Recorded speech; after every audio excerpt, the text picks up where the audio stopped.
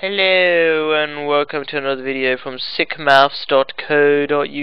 We can find lots of free maths videos. This one's about circles and the area and circumference of circles, and even the perimeter or bits of circles, not even complete circles. Well, let's start by talking about the circle itself. First of all, there's something called a radius. That's a line from the middle of the circle to the edge. It can go like that, it can go like that, it can go like that, doesn't matter. Then there's the diameter, which is a straight line again from one part of the circle, on the edge of the circle, to the other side of the circle through the middle, called the diameter. Then there's the circumference, very important. That's the distance all the way around the circle. What else? There's the arc of a circle, which is just a piece of the circumference. Then there's a sector, which is just a pizza slice within the circle. Yeah, can you see that pizza slice, the shaded bit? Yep, that is a sector. In fact, that's a sector as well, and that's a big fat sector, etc., etc. Right, there are other bits of a circle, but I kind of talk about it in another topic anyway. Circle theorems, that is.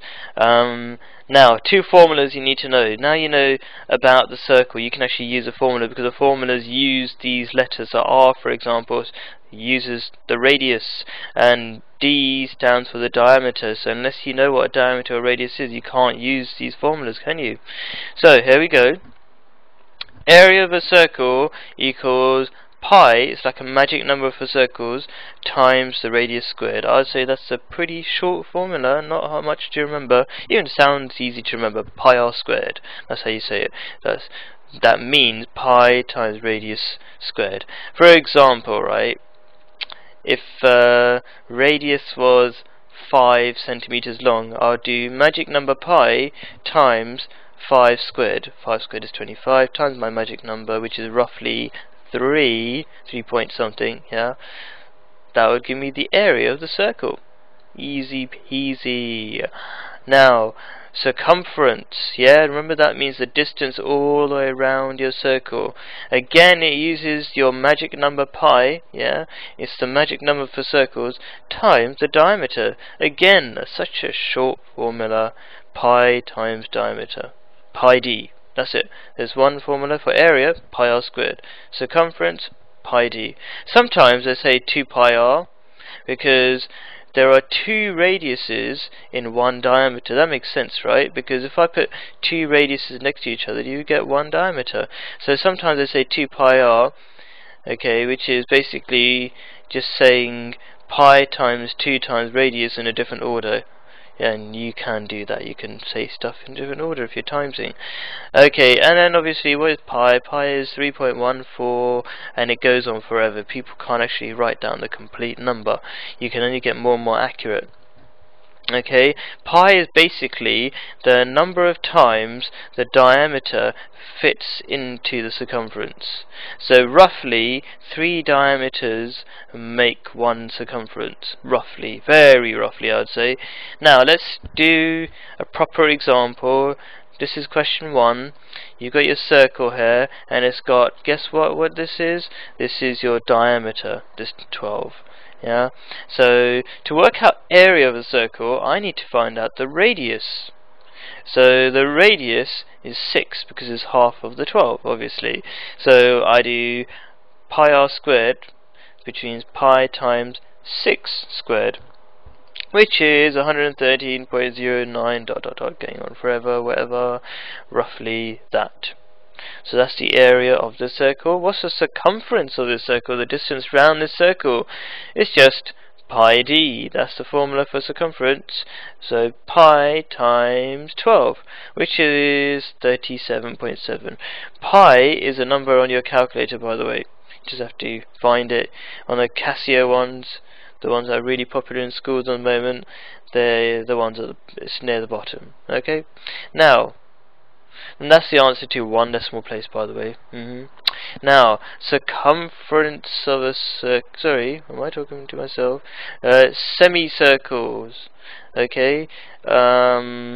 Well, we're going to work out the area of a semicircle is, well, what's the formula for area? Is pi times radius squared. That's the area for a whole circle though. Okay, well, let's work out the area of this whole circle, what it would be.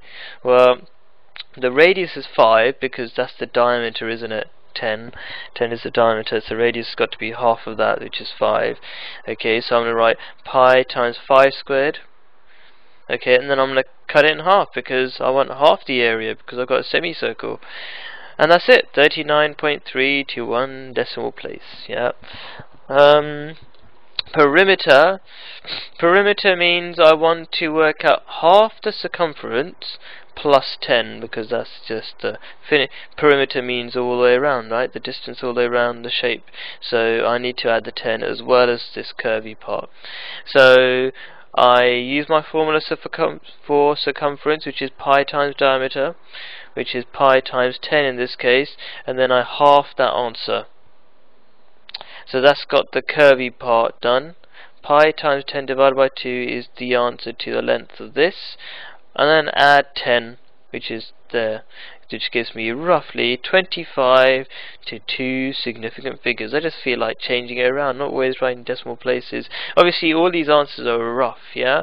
So yeah, to 2 significant figures means the first 2 numbers in the answer that are not 0. Anyway, finally, let's talk about the sector of a circle, which we talked about here. Here is a sector of a circle, which means a pizza slice from the entire circle. So the entire circle would be like really big, this big, yeah? Okay, and you can see if that was the entire circle like that, this thing would be the radius coming from the middle. Okay, and you've got 32 degrees of the circle. You don't have the entire 360 of the circle, you just have 32 degrees out of the entire 360.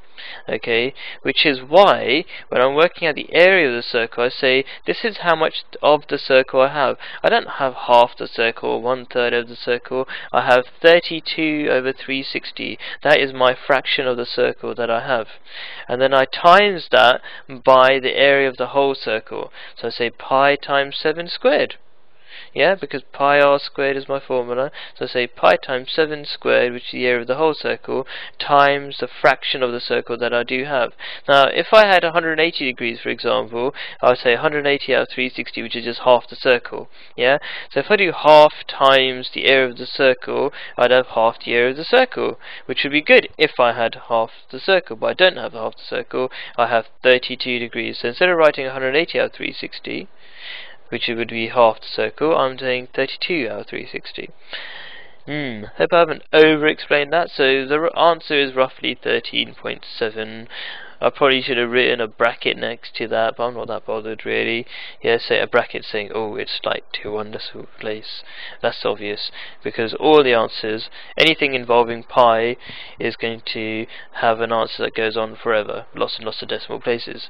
Now, perimeter. What do we do to work out perimeter? We need to work out this curvy edge, which is a piece of the circumference, plus 7 plus this 7 as well, because that's going to be the radius, because this is a sector, which means both sides are just the radius, which means both sides have the same length. Now, perimeter is therefore going to equal 32 out of 360 of the circumference, because circumference is pi d, as it says here, and what is diameter? Well, this is the radius, which is 7, so diameter has to be 2 radiuses, which is 14. So 14 times pi, okay, pi d, or 14 times pi, is the circumference, and I want that much of the circumference, 32 out of 360 of the circumference. Okay, so that's how much of the whole circumference I've got over here, plus 7 plus 7, which is basically adding 14. And that gives you the final answer, 17.9. That is how long, that is the length of the entire perimeter. Thank you.